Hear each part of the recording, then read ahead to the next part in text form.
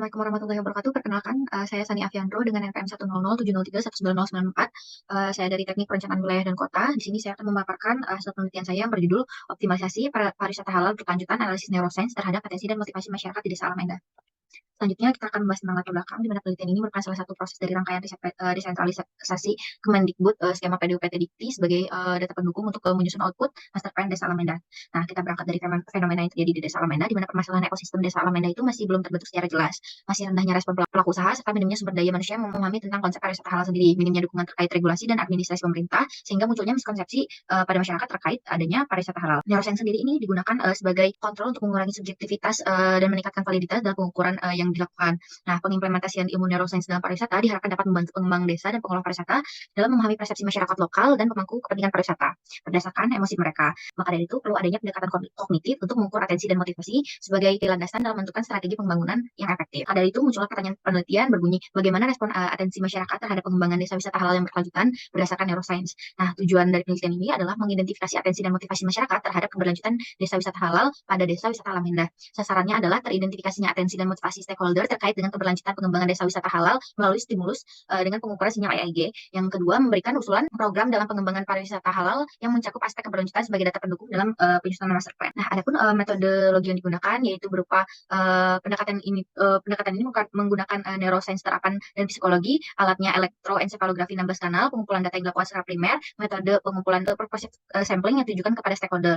Nah, adapun target responden yang kita pilih berupa pengelola desa wisata Alameda, pelaku UMKM, pemuka agama, lalu pelaku kesenian desa wisata. Nah, adapun langkah-langkahnya yaitu seperti wawancara, pengukuran EG, pengisian kuesioner, dan observasi serta dokumentasi.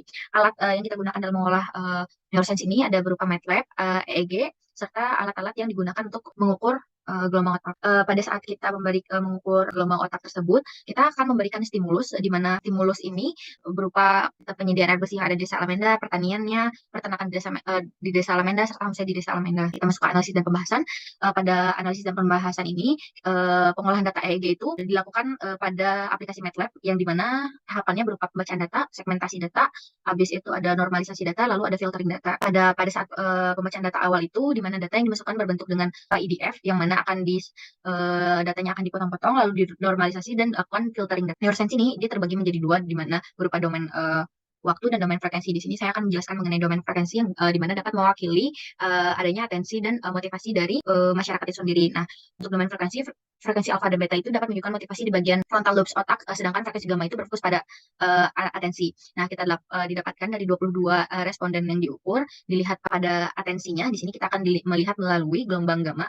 Nah, kita dapat bahwa kanal aktifnya itu berupa F8, T4, T6, T3, dan T5. Nah, dapat dilihat pada detik stimulusnya di sini, di mana responden satu itu gelombang yang paling pada konten stimulus yang paling menstimulasi itu adalah pada detik 23. Nah, melalui pengukuran yang telah dilakukan pada konten keberlanjutan ditemukan pada pola yang muncul pada tiap responden, yaitu T6, T5, T4, dan T3, di mana terkait dengan erat pada bagian temporal lobes otak yang terlibat dalam penyimpanan memori, pengolahan informasi, pengaturan emosi, dan pengenalan subjek. Selain itu, pada F8 juga menunjukkan aktivitas konsisten yang terkait dengan bagian frontal lobes yang merupakan pusat dari pemikiran, perhatian, dan imajinasi visual.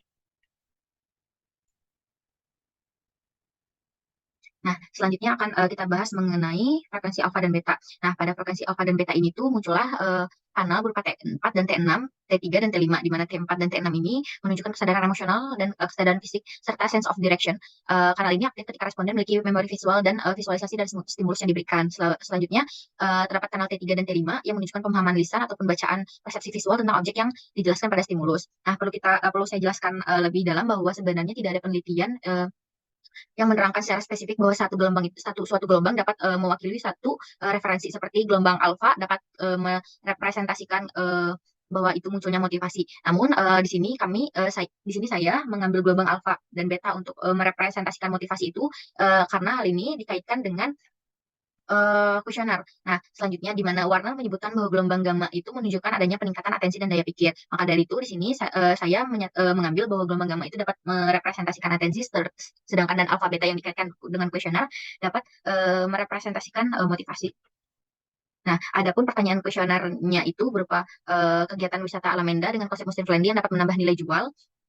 Dan dilihat bahwa pada skor pretest dan posttest itu mengalami peningkatan, di mana di sini saya memvalidasikan bahwa 22 responden itu setuju mengenai kegiatan wisata di Desa Alamenda dengan konsep muslim friendly yang dapat menambah nilai jual atau dapat meningkatkan keuntungan usaha untuk keberlanjutan ekonomi Desa Alamenda. Hal ini ditandai dengan skor post-test, pretest yang berbeda. Hal itu pula mengindikasikan terprosesnya informasi sehingga menghasilkan aktifnya kanal yang cenderung mengarah pada atensi motivasi masyarakat terhadap nilai jual khususnya pada detik 16 sampai 35 dengan konten sealing pada proses pertanian. Selanjutnya ada pertanyaan pada kuesioner nomor 10 di mana Desa Alamenda telah memanfaatkan lahan dengan optimal seperti penerapan tupang sari dan hidroponik. Lalu pertanyaan nomor 11 di mana kondisi kesuburan tanah dan air yang tersedia telah ideal dan layak untuk digunakan oleh masyarakat setempat. Selanjutnya pertanyaan nomor 12 di mana pertanyaan nomor 12 di mana Desa Alamenda telah menggunakan hasil produk pertanian maupun hasil produk hasil pertanian dalam memenuhi kebutuhan sehari-hari maupun kegiatan usaha atau UMKM yang dijalaninya. Nah, adapun kesimpulannya di mana temuan dari penelitian ini mengindikasikan bahwa Desa Alamenda memiliki tingkat perhatian yang tinggi terhadap pengembangan pariwisata halal yang berkelanjutan. Hal ini terlihat dari aktivasi kanal dalam frekuensi gamma yang mencerminkan tingkat atensi masyarakat terhadap pariwisata halal di desa tersebut. Salah satunya hasil kuesioner yang menunjukkan tingkat atensi yang tinggi dari stakeholder terkait dalam pengimplementasian pariwisata halal. Munculnya motivasi ini tuh di mana masyarakat sadar akan manfaat ekonomi dan kebudayaan yang dapat diperoleh dari pengembangan pariwisata halal di Desa Alamenda jika menerapkan konsep tersebut. Sekian yang dapat saya presentasikan. Mohon maaf bila ada kesalahan. Saya akhiri. Wassalamualaikum warahmatullahi wabarakatuh.